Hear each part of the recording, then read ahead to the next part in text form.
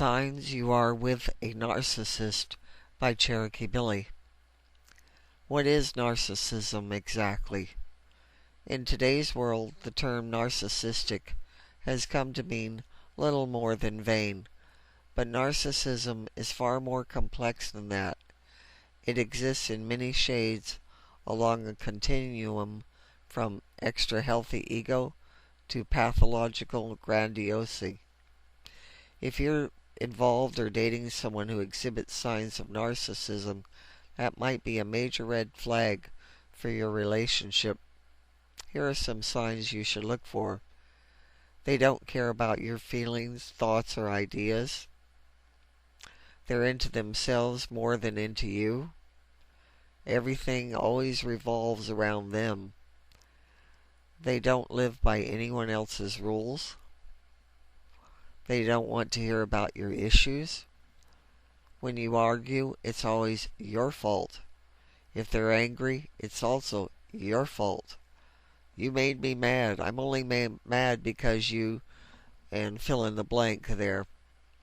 Again, blaming others is a narcissistic means of sustaining self-worth, but beware of getting mad back at a narcissist. They'll respond with fury. They can get mad at you because it's your fault if they're mad, but all hell is likely to break loose if you dare to show even slight irritation toward them. How I can speak about this is, long time ago when I was a young woman in my 20s, about 40 years ago, I met a man, fell in love. I thought he was just wonderful. Well, he was the biggest control freak of my life. As you can see, I've enclosing some pictures. I've written a book about it called Heavenly Seduction, because it truly was a seduction using God, which was also a complex issue in this. But this man controlled every aspect of my life. From the very beginning, I was too fat, I wore too much makeup, my hair should be different, nothing about him pleased me, and yet I didn't see that, hey, wait a minute, he had liked me for who I was. And when I look at pictures back of myself at that time, I can see I was a beautiful young woman. But I didn't have high self-esteem at that time in my life, and he was able to come in and control me, and it was a nightmare. That's why I ended up writing a book, because it has so many levels in my book, not only about narcissism, which again I did not know when I wrote the book about this. I've learned more over the years. But also it has a lot of elements about abusive relationships that use religion or any type of group to control you. And that's part of it.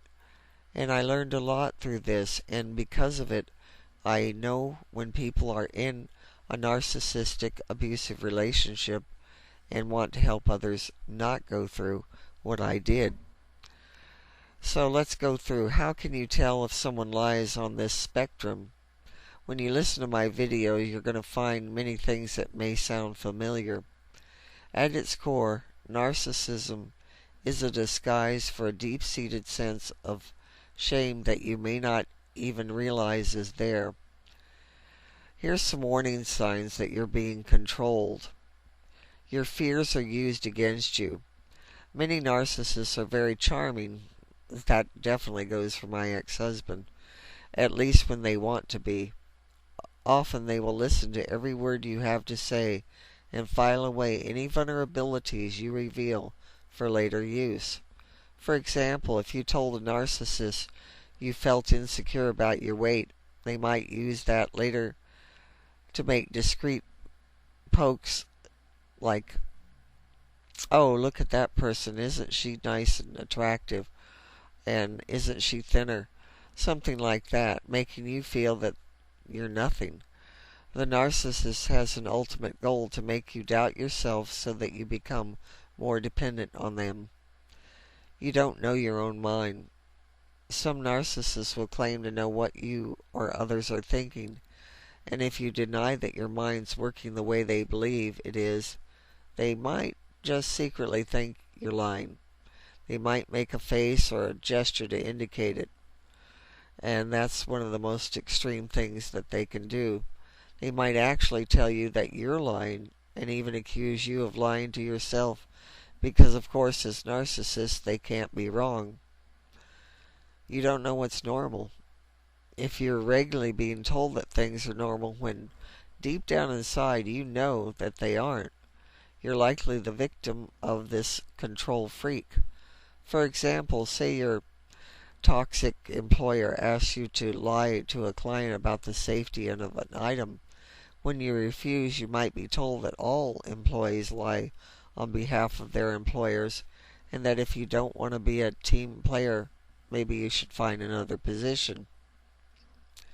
You're diagnosed with major issues when a narcissist is lying or manipulating a friend, coworker, or loved one and isn't getting their way. They may turn up the intensity by questioning your sanity. You might be called paranoid, stressed out, too sensitive, or even hormonal. They might even tell you that you need therapy or meds to get through it. Again, it's all about being in control. Pardon me. You doubt your own beliefs and perceptions. You're told that what you know to be true is not real. For example, if your narcissistic mother tells you that your significant other is a loser and that you need to dump him, after a while you could start to believe it and might even end up sabotaging the relationship because you begin to question your own judgment, thanks to regular conditioning during visits, phone calls, and emails with her. You can't remember anything anymore. The narcissist is infamous for selective memory. That is, they will deny that they said something that upset you if you confront them with it, or they'll promise to do something and later tell you that it never happened. They never made the promise. They might also use creative language to downplay their behavior and act as though your reaction is totally out of line. You lie to keep the peace. You aren't a liar by nature and you don't lie to other people in your life, but due to the extreme stress caused by upsetting or angering the narcissist, you might find yourself at least bending the truth a little in order to avoid the verbal, physical abuse that is sure to follow any discussion or situation that is against the narcissist's rules. You stop trying to be heard. As humans, we are programmed to share our experiences and thoughts with the people in our lives. But when you're dealing with a narcissist and there are signs you're being controlled, you eventually might just give up. You stop talking about yourself around the narcissist, and depending on the depth of your relationship with him or her, you might even stop talking about yourself altogether. Then one day when someone asks you a question about yourself, you're actually stumped. You might even forget how to talk about you. You start thinking maybe you really are the crazy one. The intensity of a narcissist's manipulation tactics can really get to a person, and when you're looking for a solution, the disagreement or argument might just convince you that the narcissist is right and that there are things you could be doing better. And maybe you start to think that their behavior was a logical reaction to your mistakes. Maybe you are the one who owes them an apology, and when you apologize, they eventually accept your apology, only to later throw your bad behavior back at your face when it serves them. You are depressed.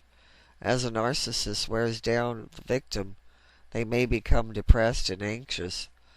You will constantly question yourself and feel generally hopeless. If you're in this situation, you might feel exhausted from the roller coaster ride your narcissist has been taking you on, and you might even think you're just a little oversensitive. They will get you confused and you will start to feel disoriented.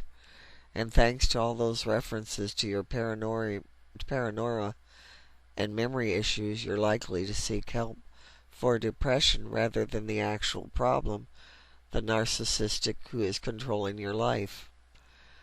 Even the so-called normal relationships in our lives can suffer from misunderstandings and miscommunications, but when someone starts using the manipulation tactics involved in mind control, chances are they may also be a narcissist.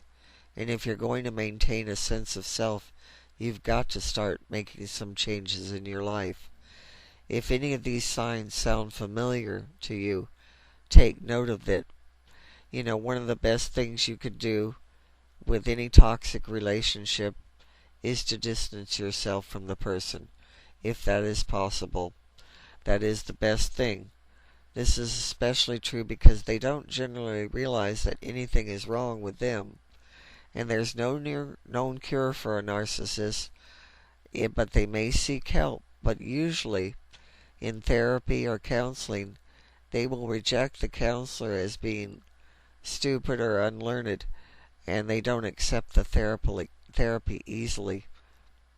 My mission here is to help those who have experienced the emotional and mental devastation that comes with narcissistic abuse in these incredibly toxic relationships to rediscover their true selves, stop the control and manipulation, and move forward into their genuine desires.